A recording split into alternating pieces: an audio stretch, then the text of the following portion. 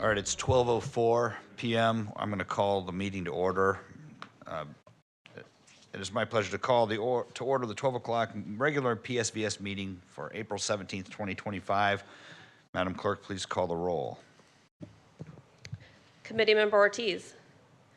Committee Member Abernathy. Here. Committee Member Avery. Here. Committee Member Campbell. Here. Committee Member Dewey. Here. Committee Member Harmon. Here. Committee Member Madlin. Committee Member Rojas Mora. I'd like to just remind the members to activate their microphones so that the audio is picked up on the live stream and on the recording. We'll move on to the public comments portion of our agenda. Statements for items listed on today's agenda are given a 2-minute time limit, 20 minutes total per agenda item. If you have written comments that are longer than your verbal statement, give them to the clerk, who will give copies to the committee. If you're here to make a public statement, please fill out a public speaker card and hand it in to the city clerk here in front of me. Madam Clerk, do we have any speakers? We have received one speaker card for item A on the agenda. Please call the first public speaker. The first speaker is Emma De Coron De La Rosa. Thank you. Good afternoon, committee. My name is Emma De La Rosa, and I am a policy manager with Leadership Council for Justice and Accountability. And I'm here today because today you'll hear a budget recommendation for the use of $114,960,000 in revenue from taxpayers' contributions to the Public Safety and Vital Services Fund, reflecting a 1% increase from the previous fiscal year. Despite the fact that one of the priorities for the use of PSVS funds is to reduce homelessness and to use towards the construction of affordable housing, I was disappointed to see a lack of recommendations for the use of funds for housing programs and affordable housing development. Perhaps it was an incomplete report, not sure, but the city of Bakersfield continues to face a housing crisis. Just a few days ago, there were about 15 residents that were displaced from their homes with nowhere to go. Even though services were, according to the media, offered to residents, we all know that the number of homeless residents far exceeds the number of beds that are available for the community. Moreover, the city of Bakersfield is still not in compliance with the housing element law. As the Housing and Community Development Department states, several federal, state, and regional funding programs consider housing element compliance as an eligibility or ranking criteria. That includes Caltrans SB1 funding, Strategic Growth Council funding, and HCD's Affordable Housing and Sustainable Communities Program funding, just to name a few. I'm here to ask you to act upon your role as a committee member to help the city meet compliance with housing element law. As a committee member, you are able to recommend budget allocations for the use of PSVS funds. As such, again, I'm here to ask you to recommend city staff to allocate funds for housing programs and affordable housing development. One of the major challenges that we've identified in speaking with housing staff is the lack of funds for the implementation of housing programs. While the city can apply for state and federal funding programs, the city can also leverage and use our taxpayer revenue funds, which, by the way, as you all know, all residents from all income levels contribute to, in order, of course, to implement the programs. Please help the city staff meet programs please help the city staff and the city generally, right, meet housing element compliance requirements by providing a funding recommendation for housing programs and affordable housing development. Specifically, it'd be great to ask staff to come back with a budget recommendation for the implementation of housing element programs, which meet the city's requirements to affirmatively further fair housing and ultimately meet housing element compliance. I remind you that public safety and vital services that the funds should be used towards public safety and vital services. I think we can all agree that vital, when we think about that, includes our, housing, right? In order for us to have our survival. So again, please help the city meet housing element compliance and ensure that everyone has housing. Thank you so much. Thank you. Madam Clerk, do we have any speakers for non-agenda items? We have not received any speaker cards for non-agenda items. All right, we'll move on then to item 3 on the agenda, the adoption of minutes. I trust that the other members have had a chance to review the minutes. These were supplied to us electronically a few days ago.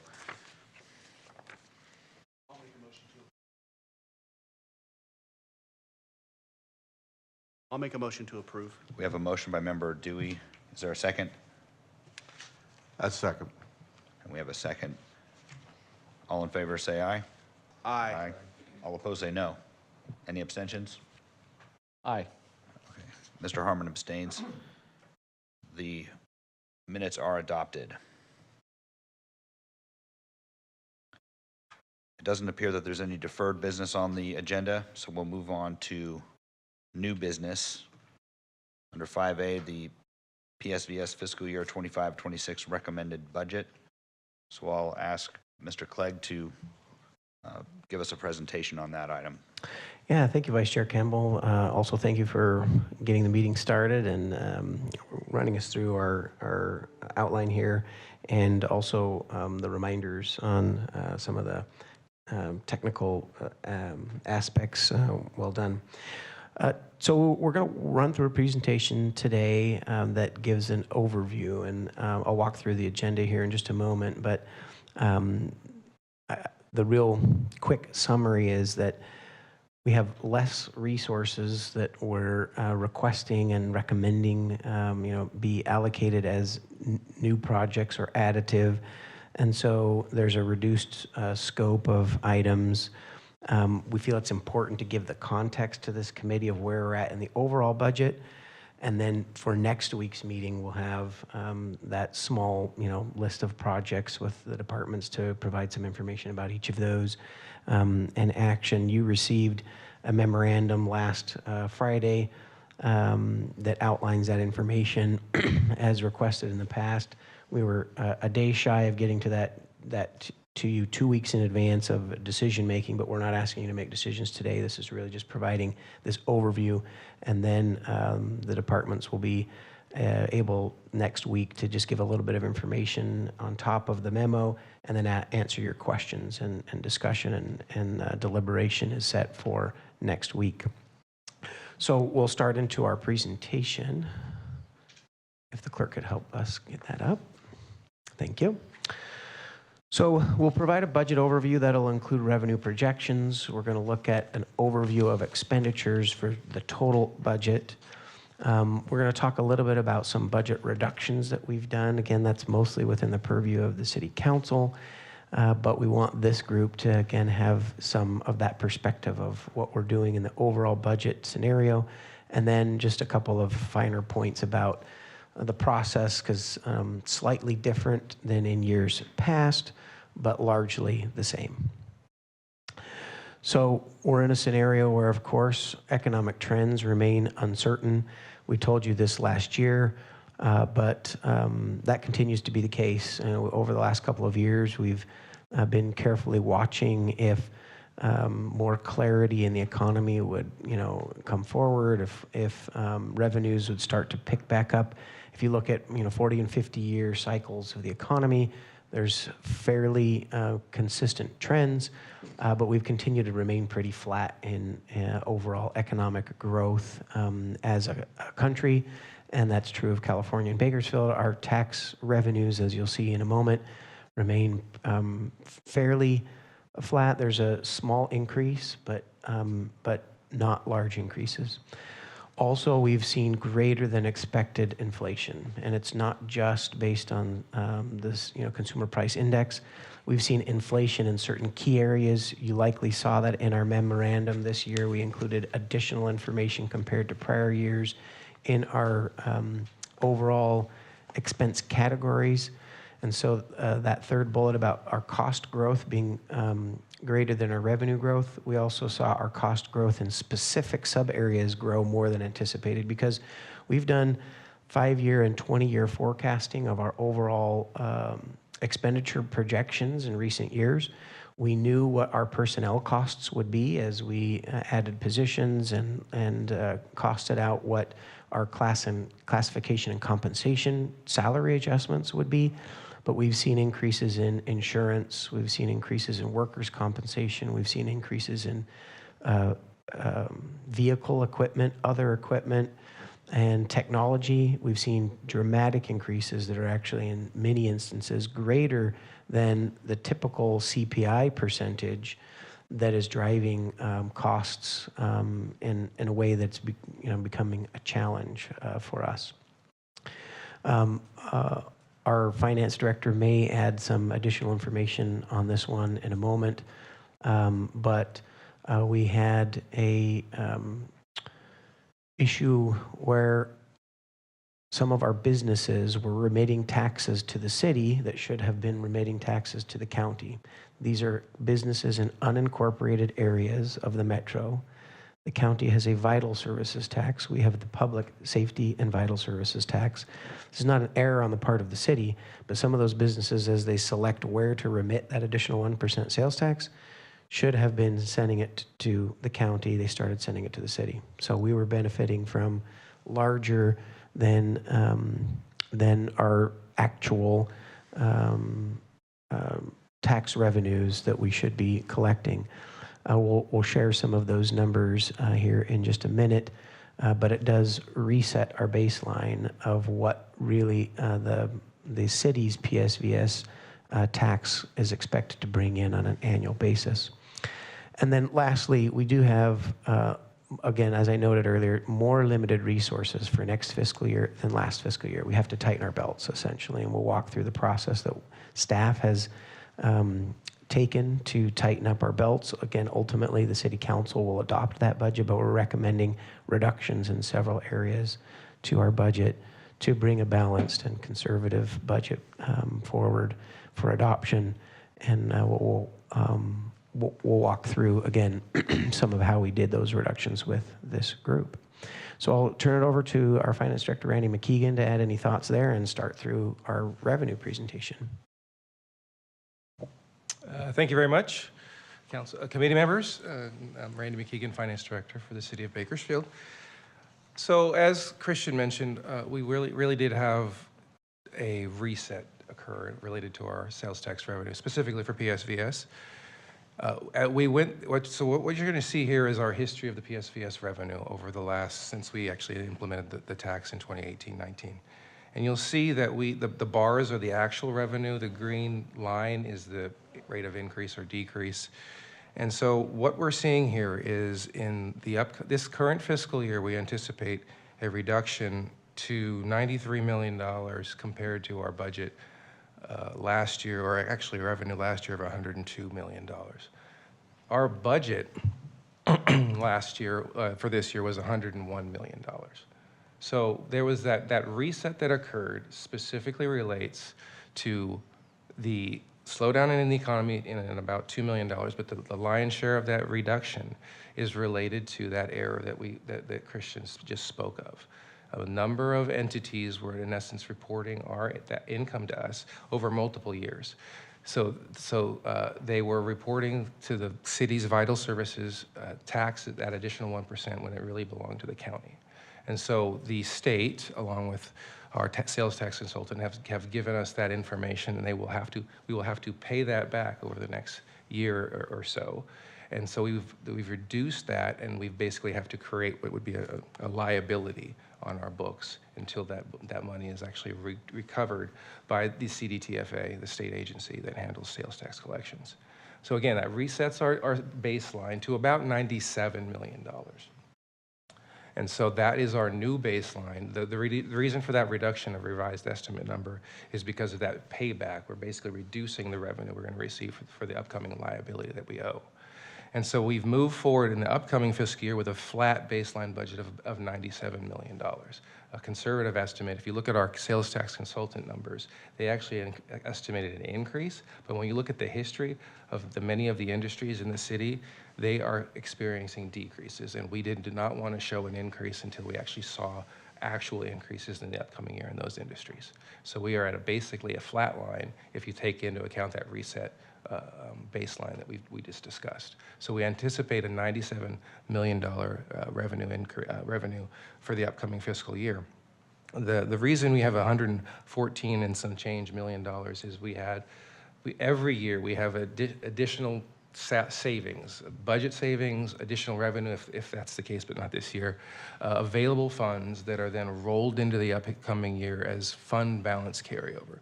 So that in addition to the baseline $97 million, we actually have another $17 million in fund balance savings from prior years that we're in essence rolling in and allocating for budget expenditures. That $17 million is actually an increase from last year.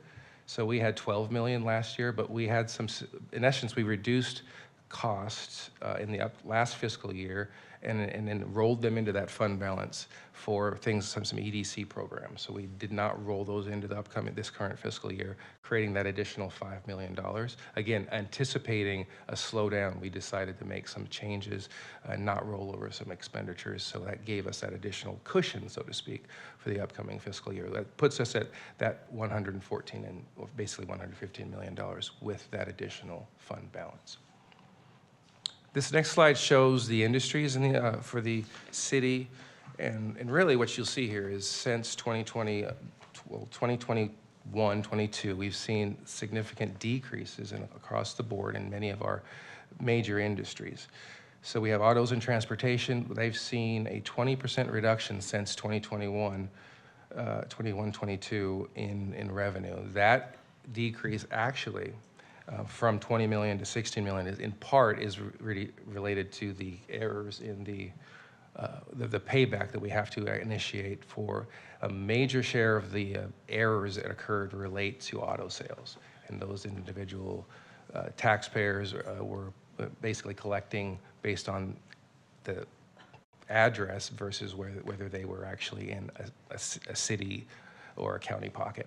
So there's significant decreases in auto and transportation. We've also seen significant decreases, I should say, in business and industry, about 20% from 14 million, but now we're at 13.1. That's things like furniture, ag supplies, oil and gas supplies. We've also had a 3% decrease in general consumer goods. That's retail stores, clothing, electronics, down to $29.8 million from basically $31.8 in 21-22. So again, when you look at those industries, you continue to see significant decreases across the board in most industries. The only one that really continues to have continual growth is restaurants and hotels, and that's restaurants primarily because people like to eat out in our city, and that continues to ramp up a little bit each year. But again, the majority of the industries continue to see that decrease. So now that we have the picture of our revenues, we will now roll into our expenditures. And as I said, we have $115 million in budgeted expenditures that amount to the 97 plus the $17 million in fund balance carryovers. And you'll see that we had increases, personnel expenditures are $62.2 million. That's an increase of basically $4.1 million from last year. 54% of the total budget is personnel expenditures, so that's salaries, benefits, things like PERS, medical costs. Ongoing expenditures, these are things that are non-discretionary. Christian discussed some of those things that we can't control. Well, that includes things like utilities, which is a small amount, but also related to fleet costs, insurance, technology services, all of those things are going up.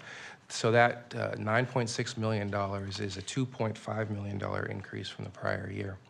Recurring operating are more discretionary, so that's at 22.9. When you take all those into account, those three numbers equal 97% of the annual tax revenue, not including the fund balance carryover. And then we also had, addition to that, those items, we were able to have, basically $9 million for capital projects. That is a reduction. Last year, we had basically $18 million in capital projects funded by PSVS, and we've had to reduce that to 9. I left that transfer to the general fund off. That basically $12 million it's a $3 million increase of transfers to cover the general fund compared to last year. Again, that relates back to what we talked about that are affecting our expenditures. We continue to see significant increases in those non-discretionary items, whether it's insurance, fleet costs, insurance costs. Those are driving up significantly. And then also, of course, salaries and benefits have gone up in the general fund. So that additional $3 million was required to balance the general fund on the whole.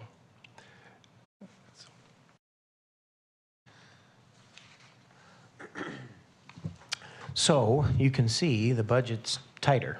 That's the overall message. And so what have we done as a staff? First, we did a thorough review of all existing line items. That was both general fund and PSVS. Again, this body is oversight over the PSVS funds, but for your benefit, we did look at our enterprise funds as well, but in particular, we did a look at our general fund and general fund PSVS line items. We have a new budget officer this year, and we're very thankful to him to go through and look at every line item over a 5-year history. We looked at the high, the low, and the average. And part of that exercise is a very summarized example. We may have a department who has a professional services contract. They think that's going to be about $100,000 a year, but they end up charging about $92,000 a year. And for the last 5 years, we've never spent $100,000. Now, it's okay to have a little bit of contingency, but we found some areas where we don't need as much contingency. We also looked at some areas that we felt could continue at the same level of service, but with a slight reduction in funding. Then we did an analysis of those program outcomes that have the highest return on investment. What are those things that are really producing measurable outcomes? And then an analysis of our most essential services. And so we've already gone through our overall budgets. We did make some cuts in the general fund. There was very limited. The general fund has been very lean for more than a decade, but we found a few small areas in the general fund to make some reductions. We identified some areas of public safety vital services tax that had not seen their full implementation of growth yet. And we said, well, then just because it hasn't been fully implemented doesn't mean that we have to continue forward. We had to identify some savings we felt to be more balanced and conservative. And so we identified $10 million in reductions from where we began that budget process. $5 million of those are actual reductions in some of our service, but we felt like those were in discretionary areas. Some of the areas of our public safety vital services tax were good areas to make progress in, but again, discretionary. For example, we've been purchasing blighted properties to try and take those properties, get them changed in hands. They're bringing down neighborhoods, causing public safety challenges. We're able to take those blighted properties, get them into more useful production and useful use. But in a year like this, as things tighten up, we're not recommending that we continue to fund that item. It was a $1.2 million funding item that had previously been reviewed by this committee and the city council in prior year. We're recommending that we forego that allocation this year to tighten up the budgets, tighten up our belts, and have a balanced budget. So overall, we reduced our discretionary expenses in PSVS by 14%. The biggest reductions came from economic and community development. We did not do discretionary reductions to a high degree in police and fire. We did some in the police side where we identified Again, places that it could be done without changing service levels. But we reduced close to $3 million out of the Economic and Community Development Department budget to better balance our budget and focus on our most essential services. So I anticipate there'll be some questions about both revenues, expenditures, and our process, but this is just a last slide to talk a little bit about the process moving forward. As I mentioned earlier, we'll have departments here to talk through the 14 items that we're putting in front of you this year. The City Council will have deliberations and workshops after this committee discusses, and the way that we're teeing up some of these items this year is a little bit different in that because we have limited funds, we have less for capital projects, we as staff are recommending certain items that we think should absolutely be in the budget, but then some other, what we're calling optional items. Projects that, let's say, for example, the City Council may have across the general fund and PSVS, there's going to be probably around 20 different capital projects, but there's only going to be funding to choose maybe 5 to 8 of those. And so the City Council will make those determinations about those optional items, which ones they want to move forward with. But we're bringing forward, of those options, 6 of them are, of the items are optional items that we're recommending for at least consideration under PSVS, even though the council may not choose all of them, we wanted this committee to still make your findings about whether they're consistent with the priorities of the measure in advance and provide your feedback and recommendations to the council. But then ultimately they may choose projects that have moved forward, but they may not choose projects that have moved forward from this group. And so that's how the process will be slightly different this year, and that council is going to be deliberating and narrowing some of those choices, and not all projects will get approved. I know that because we don't have the funding to do that. So with that, we will pause and take questions, and happy to advance or move backward in slides to speak to the questions that the committee has.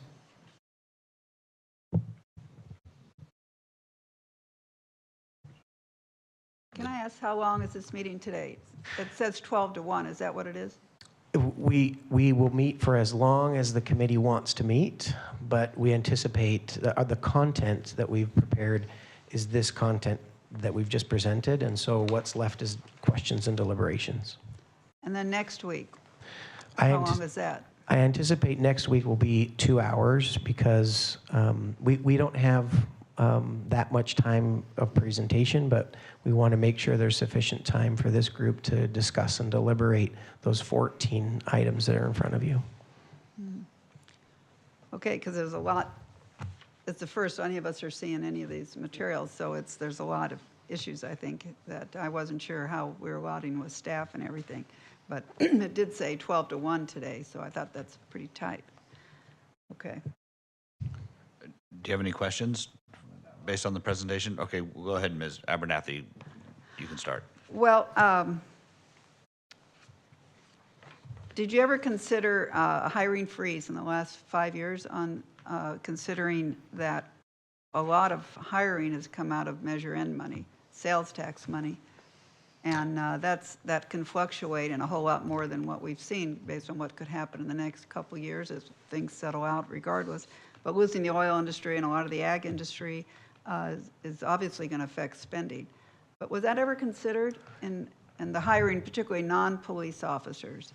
Yeah, that's a great question, committee member. We have actually implemented 2 different hiring freezes in the last 5 years at different times. And I'm glad you asked because I failed to mention that, and this is going to be a little bit of a long answer, but I think it's good information.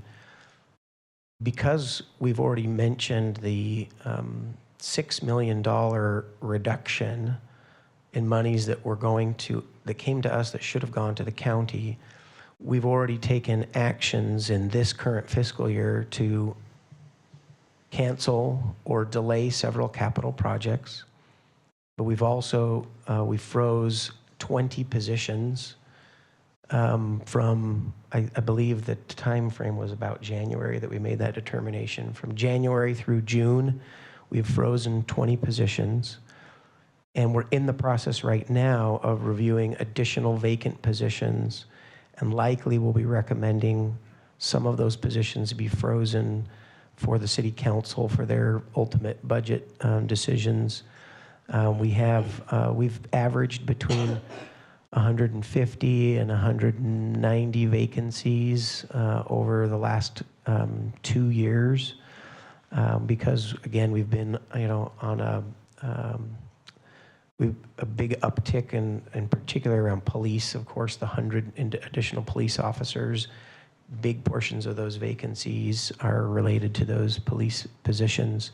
As we're narrowing. So just so you don't, I was just Yeah. going to say, how many more employees do we have today than we had in 2019, because this passed in 18? Yeah, we have now just for PSVS, we have some of our enterprise funds. We have the solid waste and the water and the wastewater. There have been some position increases there, but in PSVS, it's about 340 positions have been added since the measure was adopted. And so back to the hiring freeze, we will have some positions that we're going to recommend be frozen for next year, some positions potentially even eliminated because of the same points that you bring up. The economy's uncertain. We've seen a tightening. And so we want to address structural. When we say structural, that means ongoing revenues have to be matched with ongoing expenses. And so because expenses went up so much this year, we're balanced, our budget in PSVS, but we don't want next year or 2 or 3 years down the road to be caught in a situation where we're not covering our ongoing expenditures with our ongoing revenues. So we're making some structural adjustments this year. And so again, we had a hiring freeze a couple years ago. We have a hiring freeze right now for limited positions, and we expect a greater hiring freeze for next year because we're tightening up our belts. Because I repeat every meeting that on the ballot that the voters read, of the 35 words that are just on that ballot, not all the back pages, 27 of them were new cops, not a lot of these things that are now being eaten out of Measure N. And so I'm real concerned about how much staff that when you take our money, quote, Measure N money, and the other money income that the city gets, we need to, seems like you really need to cut back on staff, particularly if they're not police staff using this money. And I know there's a lot of reasons why you can't hire police, and a lot of it has to do with a lot of other issues that should come up. And then you're talking about new parks and all this, and it just seems like the concern about tightening up has got to be broad-based. And I'm concerned that there's a whole lot of staff, that's healthcare, that's pensions, that's 70 years of life, basically. So when you hire them out of sales tax, which can fluctuate, I think that's dangerous for the city. So I believe a lot of this staff and other projects you got going here, we really need to take a more serious look at, because the future of sales tax, which when the campaign actually said it was going to raise $25 million, and now we're up to 100 and some. So I won't take more time right now. Mr. Harmon. Yeah, just one question about the overpayment of approximately $8 million. Was that over several years, I think you mentioned in your presentation? Do you know how much maybe over the last year? So just a quick clarification, it's $6.5 million is the overpayment. The $8 million total includes, we also saw a slight downtick in sales tax. So we have about a $2 million reduction in just sales tax collections in general, but the overpayment was 6.5, and that was just for this 1 year. Now, we didn't say this earlier, so good question. Thank you for your question. Prior years, we've not been expected to go back and try and audit every transaction that occurred over multiple years to try and make those corrections. At this point, we're not expecting to do that. We don't believe the state is expecting us to do that either. And so, but because we now know of the issue in this current fiscal year, we have to make that $6.5 million reduction in this, this year and next year. But we do assume there were prior years where there were issues, but we're not going to try and go back and correct those. Okay. So the slide we saw with past revenue, yeah, those, the blue numbers, those may have included some funds we wouldn't be entitled to today. We assume as much, yes. How much of the reduction in projection to the 97 million is related to the county issue versus economic downturn? Pretty much all of it is due to the county issue. Economic conditions, as Mr. McKeegan noted, our consultants are saying you probably could, assume some revenue there, but we're just being very conservative and assuming we're not going to receive additional revenue. But pretty much the entire reduction is due to that change in funds that are going to now go to the county and not the city. Okay. Thank you. Ms. Mavlin, did you have some questions? Not really questions, I think, but to a couple of points that were brought up. The hiring freeze has been for a few years, so obviously you can do without. It's always more comfortable to have, more staff. But I just recently actually went through something, and in a million years, I didn't think it would work. So I brought in an interim CEO, and in 6 months, we went from 101 to about 71 people, getting the same thing done. And she did that in like 6 months, but just ripped through the middle of it. But we're getting all the work done. But the inefficiencies that she found and brought up and showed me were pretty, people just sitting around. So it's I wouldn't have believed it. I didn't want to spend the money, but it saved me a lot. So anyway, just, another idea because, and hopefully I don't do that again. Just, hey, somebody's overworked. We need another one, and get back to that place. So thanks. Anyone else? Mr. Avery. I want to piggyback on that question. So what's the rigor that city staff do to do a return on investment on both people and services and products that you buy? What kind of a rigor do you go, because that goes to the issue of if you've got a line staff that's going to save you lots of money versus someone just filling a seat. It's a difference, and I think that's what you're getting to is the productivity and the rigor of, because you don't want to free staff if that staff person can, either save you some money or make you some money. No, that's a great question and a good point. And so this will be a little bit of a long answer too, but I think it's in the spirit of, the interest of the committee that we have several different ways that several different tools that we use to analyze. But I would also suggest that historically we haven't had great data analytics to tell us some of these stories, and we've been improving our capacity to have better data.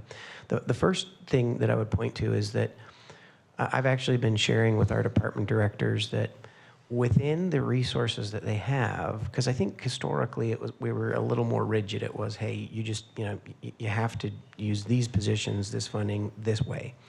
And, the way that you solve problems is you ask for more positions. Well, I've said, no, what I really want you to do is organize around the work. What do you need to get done? And so what does it take to get that done? And if you can say, hey, you know what? I don't need maybe those 3 vacant positions I just can't fill, but if I could change them to be this other position and get 2 of those instead of 3 of those, I've given them direction that please come back with those kind of analysis and recommendations that if you need to restructure how you're staffed to meet needs, because, with the great resignation and the change in the nature of work, we're finding that Some positions are really hard to fill, and we're not delivering services exactly the way that we always have. And so let's think about delivering service for today's needs, not maybe what were yesterday or last year's needs. So we've done several changes where we've actually taken, like I said, 3 positions and swapped them down for 2, or changed a higher level position that we just can't hire because the skill level is something we can't really get, but create a lower level position that can do most of that, and then fill the gaps with some other team members doing those a handful of higher skill things. So each time we have positions that we're looking at, we have a review process where we also ask, is this the right level of service that we're trying to deliver? Is there some other way to deliver this service with a different classification that may not be as costly, or that can be for a type of job that we can actually fill? It was just actually until this year that we've created and again, our new budget officers worked closely with our human resources team to create a more rigorous process for when departments make these position requests. That includes, some electronic forms and some mathematical analyses that we do. It's not to say that we've never done that before, but it's been a little more case by case, and now it's much more systematized. But getting to your question about what are some of the ways that we look at overall costs, I would have to say first, for sort of supplies or commodities, I can't really think of a way that we assess that return on investment. If the finance director wants to share some, he can, as I walk through some of these other examples. But we do look at program and project return on investment, and we do look at employee measures.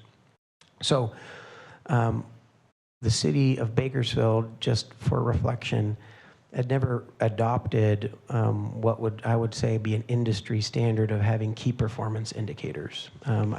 We've had departments who do collect data and measure some of that data, but as a formal key performance indicator program as a city, we just instituted that about a year and a half ago. And so we're now creating those data collection systems to go and collect that data and say, and the way I put it in my simple terms is, how do you know as a department if you're doing your job? What would be the data points that say you're accomplishing your overall goal? We established those last year. We included them in the budget document last year. We've been measuring against those this full year, and we'll have a report at the end of this year on a department and a program by program basis, these key performance indicators. But especially when we do like a pilot project or a grant program, something that's new, we've also set specific measurable outcomes. Are we achieving the outcomes required by the grant, or are we achieving the deliverables that were expected in that pilot program?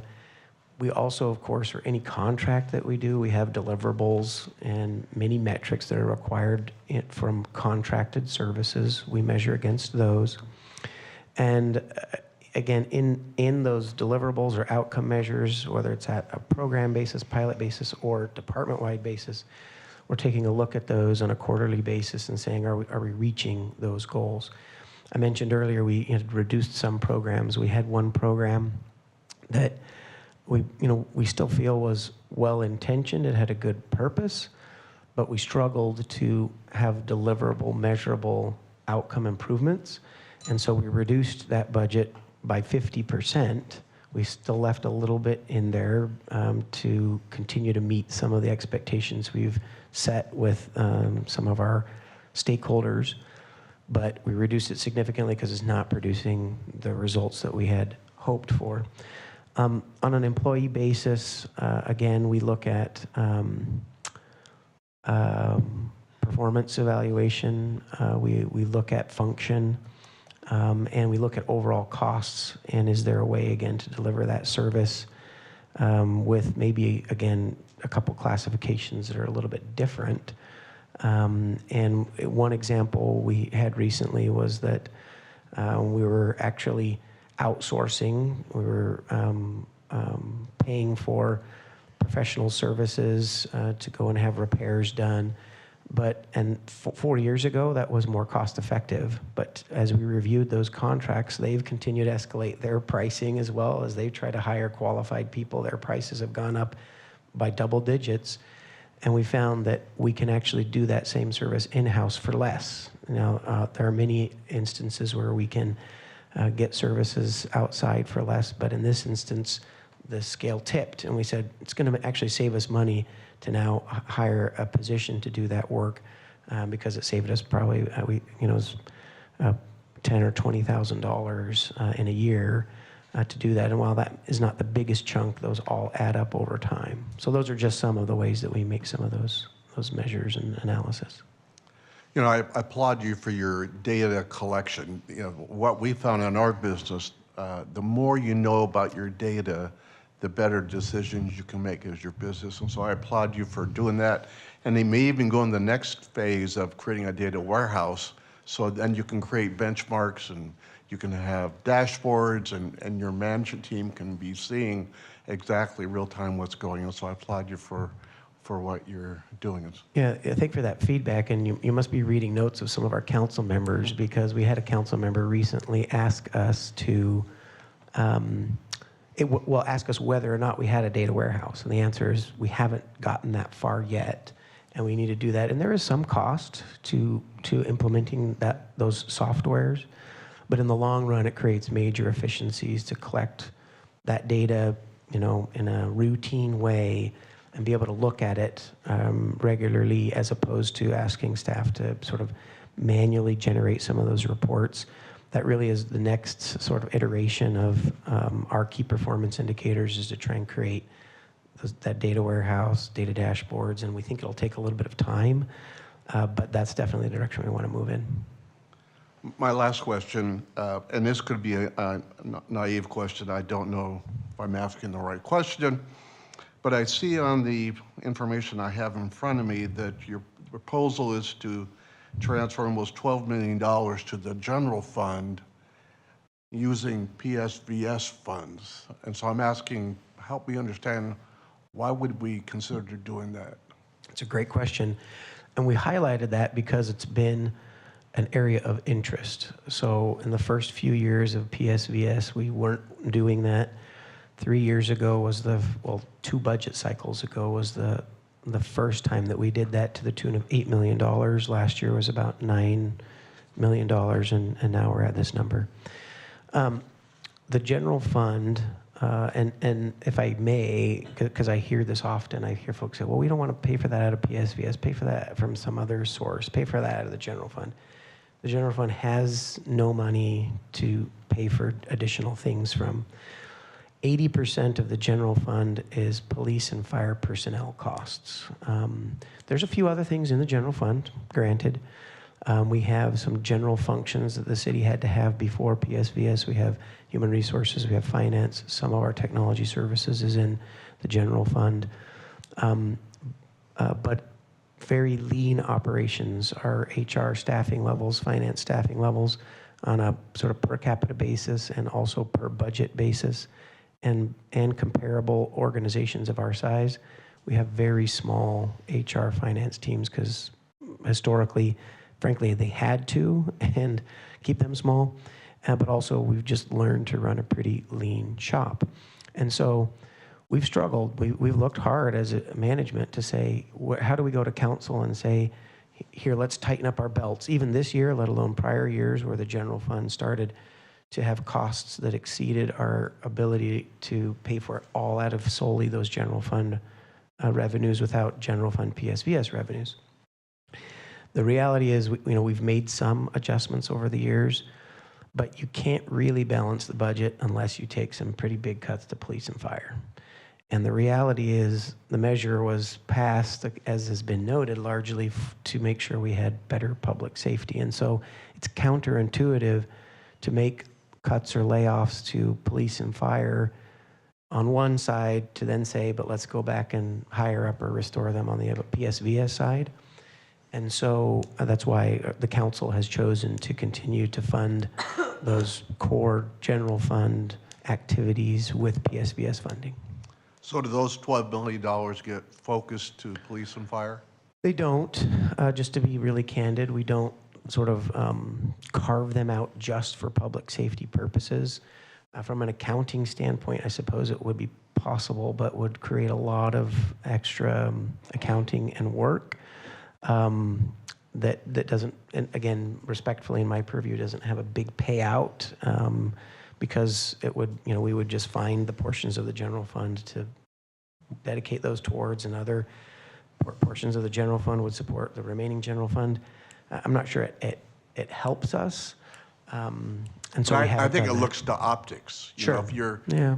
if our purpose is to fund police and fire, and then we give 12 million just to the general fund, I think the optics to the public, anyway. Understood. I understand the paperwork and. Understood and agree. Functionally, we haven't done that to that level of detail. Anyone else have comments or questions? Go ahead. None of that made any sense to me. The whole The general fund. analogy, yeah. I don't know if it needs to be, it was vague Okay. to me. If I could try perhaps again then, let's say, what would we do if we didn't do that? If we did not transfer $11.9 million to the general fund, what would we do? We would go and have to cut $11.9 million out of the general fund. So we would go to the departments and ask them to make enough cuts to represent $11.9 million in reductions. Again, we could probably get a few, $100,000 here and there from the small departments, but there's no way that we can achieve $11.9 million in cuts without laying off police and fire personnel. Well, then the process is not correct somehow. And now I'm sorry, I don't follow which Well, process. That's what people usually say. Fix it on, you're transferring it to fix what's already going on with cuts, so we're transferring it in a lot of labor and time and money, and then using it again over here. So the process, you're doing it twice. Well, by On the doing hire, rehire, fire, whatever. precisely why we do not fire folks and hire them on the other side, we just transfer the money instead of doing the double work. That's why we transfer it, so we don't do the double work. Okay. Mr. Harmer, did you have a question? Yeah, on the memo, on the personnel item, it says personnel expenses support 374 employees, with a majority serving in the police and fire departments. How much of a majority? Do you know, just approximately? Yeah, so our police department has probably about 150 of those individuals. 100 is sworn, and 50 are non-sworn. Those are rough estimates, but somewhere in that ballpark. And fire probably represents about, we've added 13 plus another 12, so about 25 from fire and 150 from police.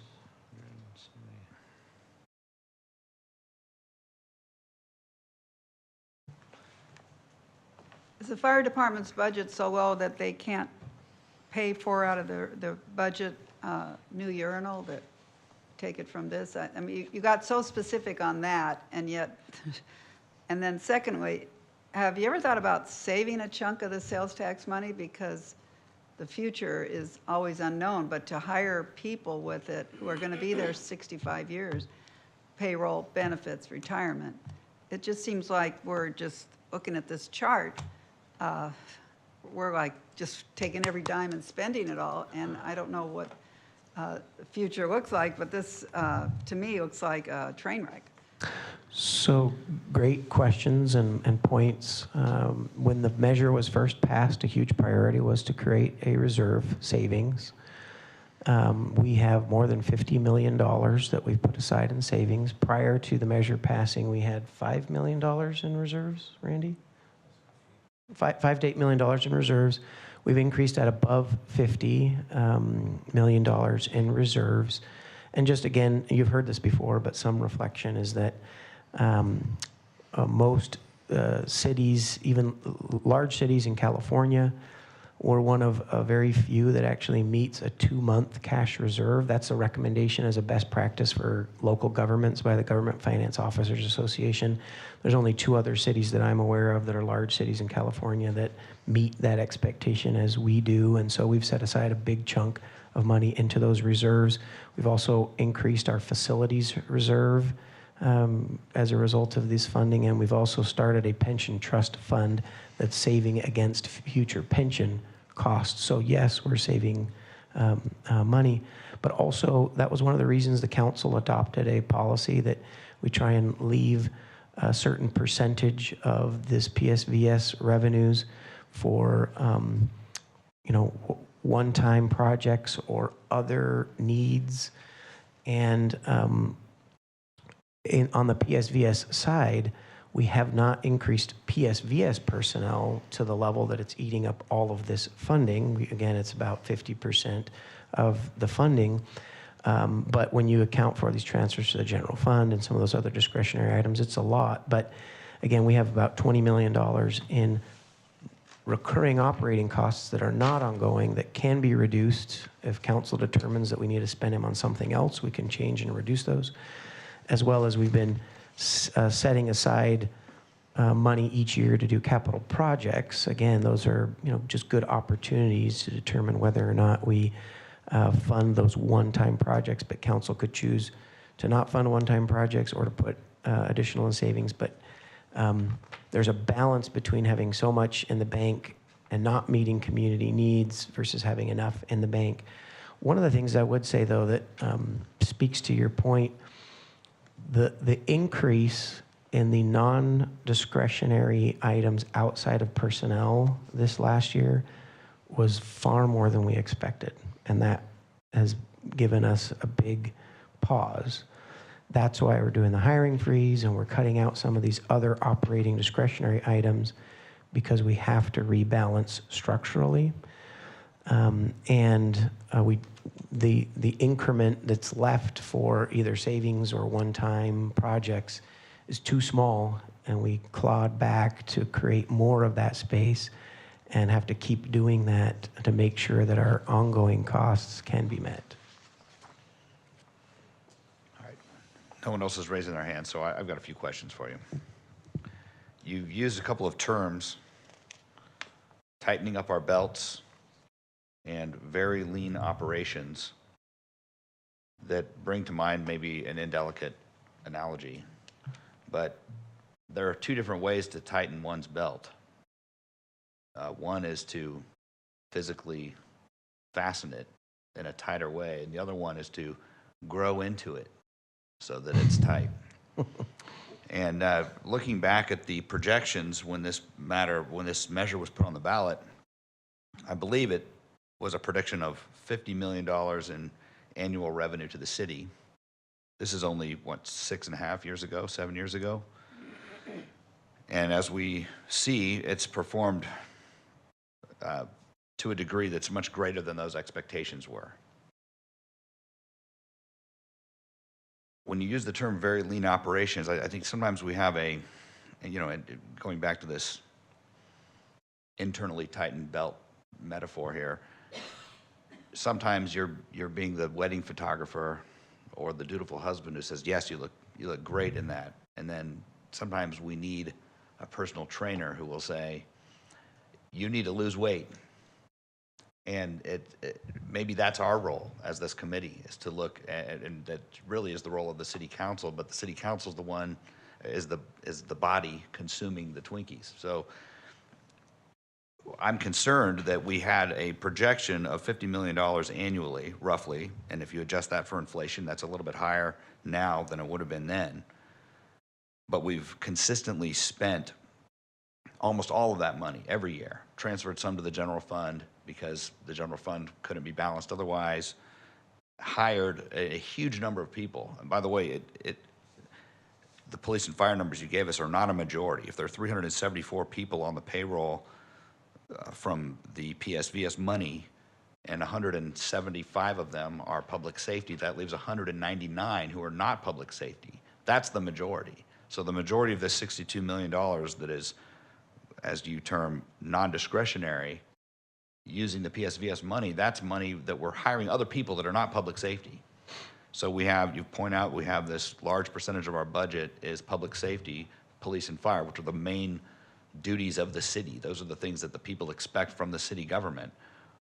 We have all this other money now. We've raised the taxes on the people, on the taxpayers, and we're using that money for all these other things. 199 employees that are not public safety, when public safety was the central focus of that ballot measure. It was all that was used in the marketing for it. It's almost everything that's discussed on the actual language that was on the ballot. We've been over this before in previous meetings, but now we have 199 out of 374 employees, which is a majority, contrary to the literature we've received, consuming these funds. And if you just look at the personnel expenditures, it's $12 million over the projected revenue. And then unrelated to the PSVS money, but in a similar vein of what I would characterize as perhaps irresponsible management, we have this sewer rate increase that's tripled, almost quadrupled for the homeowners in this community. And because we're suddenly surprised by this massive expenditure that's necessary for infrastructure. And so, and now we're hearing, well, we have these unexpected or unanticipated changes in the economy, unexpected or unanticipated increases in insurance expenses. So now we're being responsible. We have very lean operations. We're tightening the belt. We're being conservative. These are quotes that you gave us this morning. And it seems like we're being frequently blindsided by sudden increases in expenditures. And should the public not be able to expect of the city administration a little bit of foresight when it comes to unexpected changes in the economy and unexpected things that are going to come in, like this, we've been collecting taxes on behalf of the county, now we have to pay them back. So these are things that really ought to be anticipated, at least to a degree where we're more conservative. And when I use the term conservative, I'm talking about let's not balloon the size of government, let's not tighten our belts the bad way, by hiring hundreds of extra people that we didn't necessarily need before. The city's functioned for what, 100 years on a much leaner budget. So we had a population increase of about 16% between the 2010 census and the 2020 census. We've had and if that trend continued, that would be about another 35,000 people since 2020.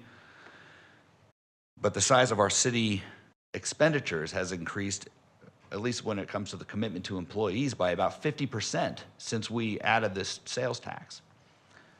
So going back to another part of your presentation, you refer to program outcomes versus most essential services. And a lot of this is perhaps city administration or government administration jargon.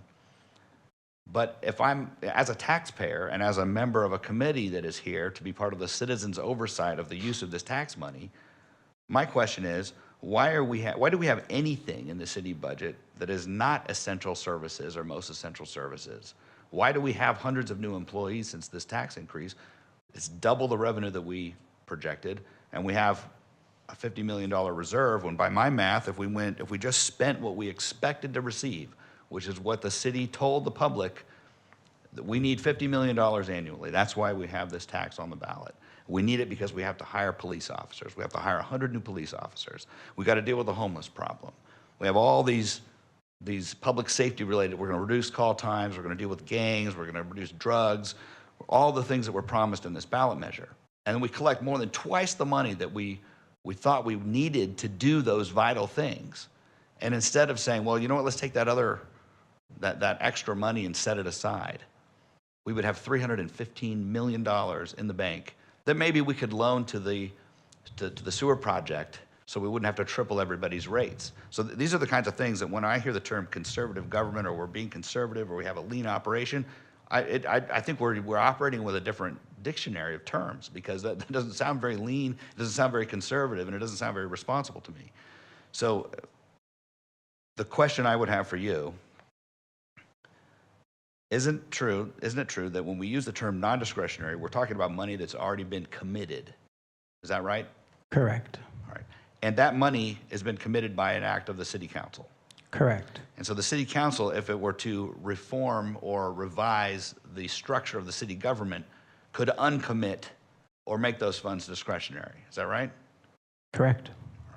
So when we're being asked to vote on new measures, and it looks like, with the amount of money that's already been committed to quote unquote non-discretionary things, there's really not much left in this budget for us to look at every year. Every year it gets a smaller and smaller sliver of that money. Is there any plan that you're aware of for the city council to review some of the manner in which this money has previously been committed, especially in light of the changing economic circumstances, to possibly question or revisit whether this is a prudent use of these funds? Two responses. First, we've the $10 million in reductions that I mentioned, the 14% reductions. That was a start that staff already went through and said, hey, these are areas that we think we should reduce and cut back on those expenditures. Second, City Council has asked us to, in this upcoming budget process, to go back and look at what does constitute the fullness of the PSVS budget. How many positions, how many programs have we added in, and take a look at those in whole. Every year the council looks at the entire budget in whole. But often it is more about sort of what are the changes to the budget? What are we taking out? What are we adding in? But they've asked to look at the entirety of PSVS of just what all have we approved over the last 4 or 5 budget cycles. So council will be taking a look at that this budget cycle. Will we see that?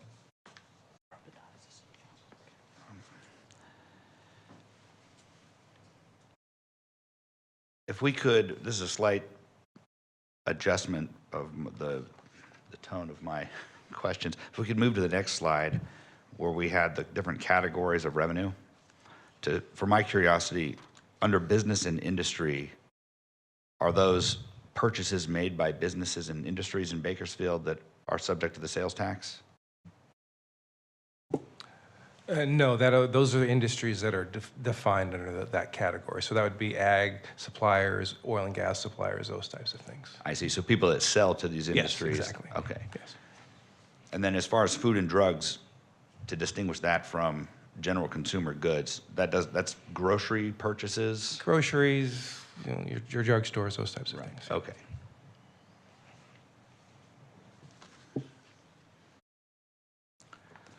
Going back to the money that was taxed inadvertently on businesses that are outside of the city limits, some of those years would be before the county enacted their tax, presumably.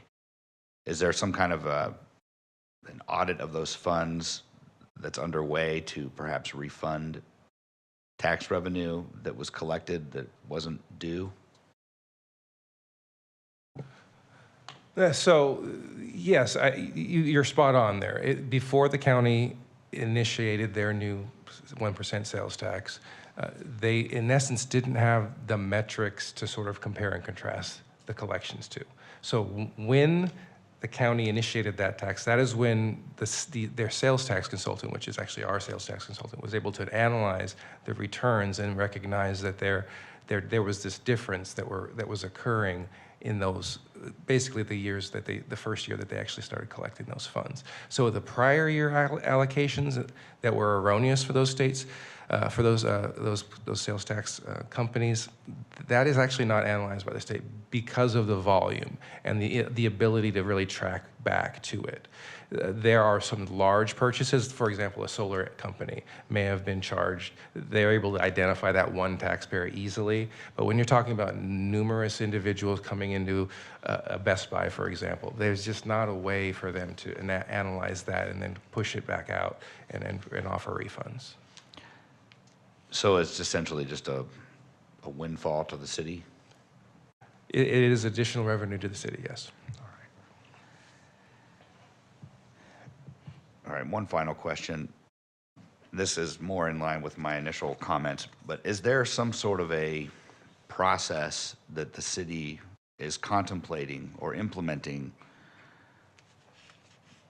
to perhaps have better foresight or plan for unexpected changes in the insurance market, the labor market, the inflation situation, the economic conditions that affect our revenues, that perhaps we as taxpayers can expect, so that we are not surprised so frequently.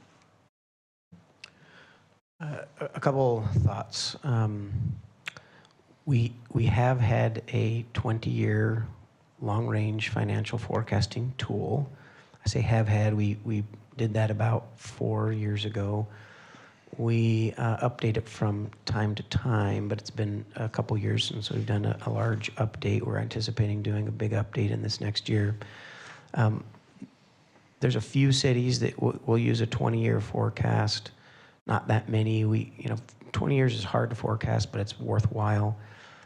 More cities use a 5-year forecast. We have a 5-year in our 20-year. Many cities, don't even do well at the 5-year. But in my 20 years in public administration, I've never seen economic conditions be quite as uncertain as they are in the last 2 years. That even includes the Great Recession, was even more predictable than where we're at today. And so respectfully, I would suggest that I'm not sure we're getting surprised all the time, and that some of these would probably be pretty hard to anticipate. But we have several consultants who help us with pension projections, sales tax projections, and we're talking with as many people as we can from other jurisdictions through League of Cities and other committees to try and understand how some of these issues around insurance and workers' comp are changing. We're actually fighting in coalition with other industries and cities to try and get a control on tort reform, because that's driving a lot of our insurance and workers' comp costs. Are these huge liability payouts that are being foisted onto both private corporations and local jurisdictions. But we have learned a lot from the last couple of years, and that again are new things that our professions haven't really made us face in a very long time, and we will be reacting accordingly to the things we've learned over the last couple of years, and continue to do the other best practices like the 5 and 20-year projections on top of that as well.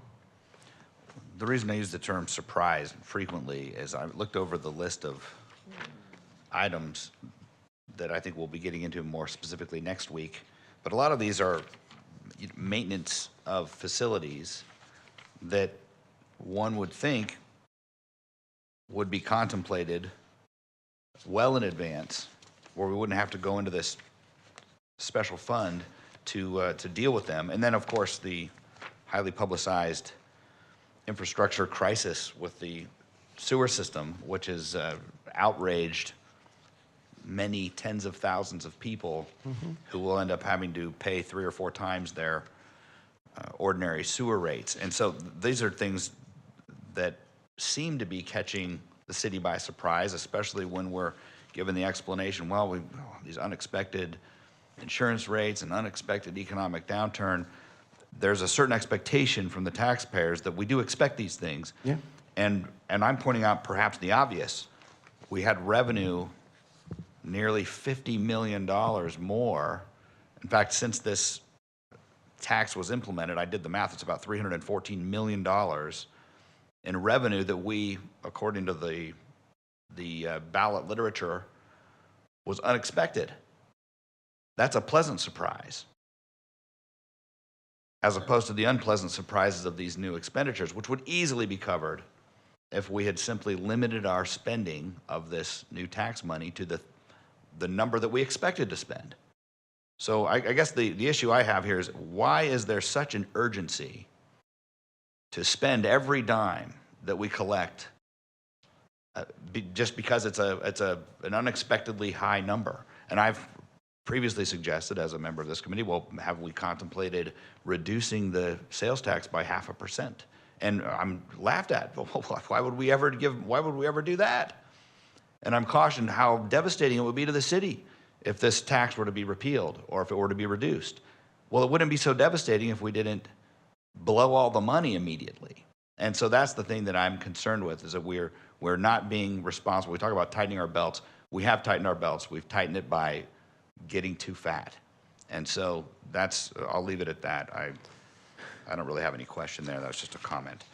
Would you like some response on those thoughts?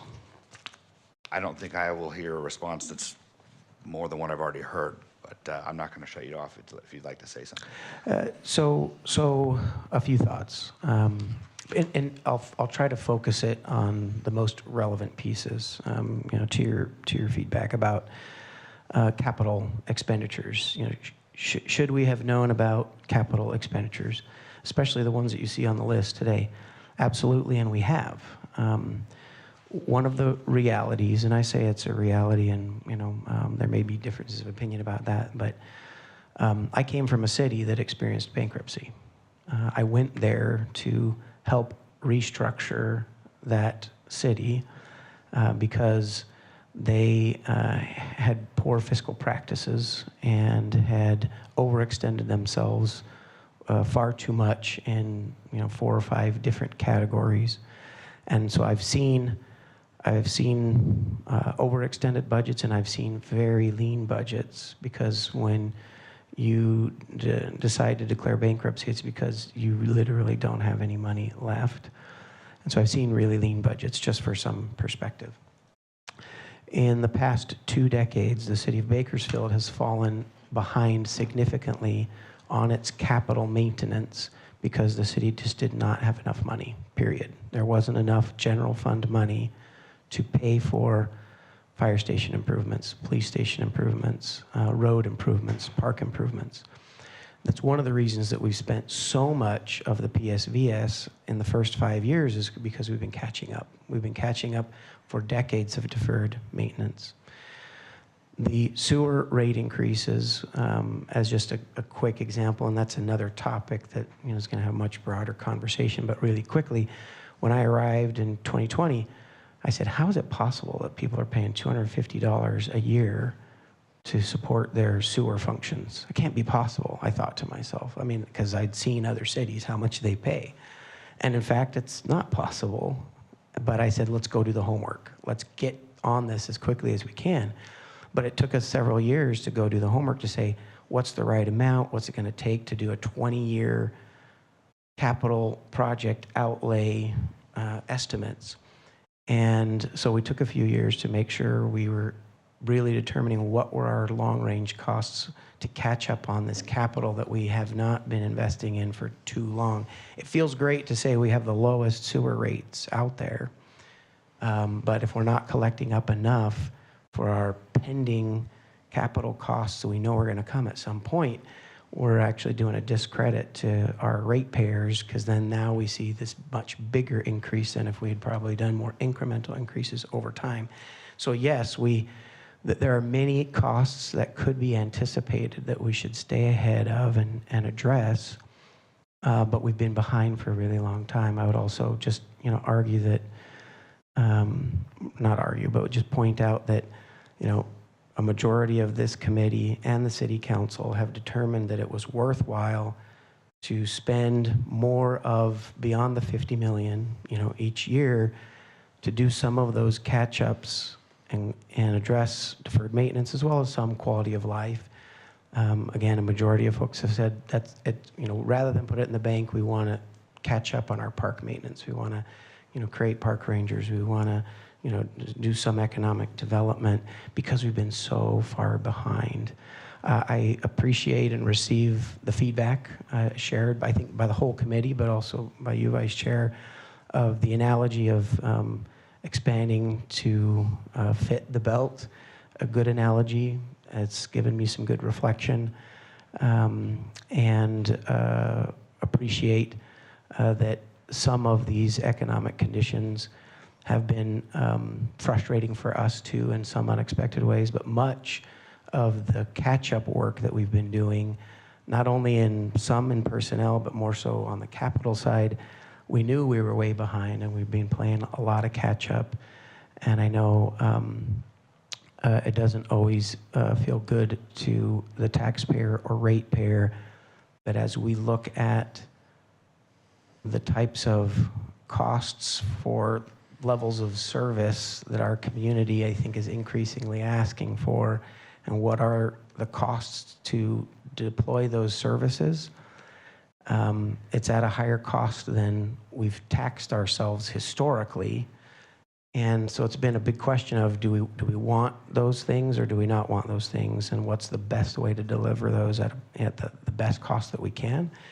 And we have had a lot of catch-up work, especially on the capital side. And we've largely caught up in the last 5 years, but we actually still have some to go. We've got some facilities that still have issues, but some of the biggest ticket items we've been able to address. $20+ million radio system that was decades old, and most of our police and fire facilities, we had some really big projects, and now this year you see a $60,000 project, $50,000 project. Those are more typical maintenance. We had some bigger chunks that we did in the first few years because we were even farther behind then. All right. Well, I appreciate that, but my point still stands that you said it was about half, but it's really 2/3 of this revenue is being spent on new employees, 200 of whom are not police or fire, and perhaps you and I read the public demand differently, but this ballot measure passed by about, less than 100 votes, and it was heavily marketed for the hiring of 100 new police officers. It wasn't marketed to hire 200 non-public safety employees or repave pickleball courts or put bike lanes in weird places. That's not what the public is clamoring for. And as I think we're on this body because we're supposed to be representative of what the public wants, and we're supposed to represent public oversight. So that's the feedback I'd like to give you, is that I don't see a lot of this as being the vital services that the public expects or demands from the city. I also don't agree with the characterization of most of these expenditures as catching up on capital investment, because we've committed ourselves to 375 people, 200 of whom are not public safety employees, for the duration, unless the city council decides to fire people or lay people off or do things that are very unpleasant and uncomfortable and undesirable. So that's we could go on probably all day. Perhaps we should Feedback have lunch received. sometime. All right. Thank you. Anybody else have any comments before we adjourn? Just a quick question. How many people are on your staff? The city manager's office, we have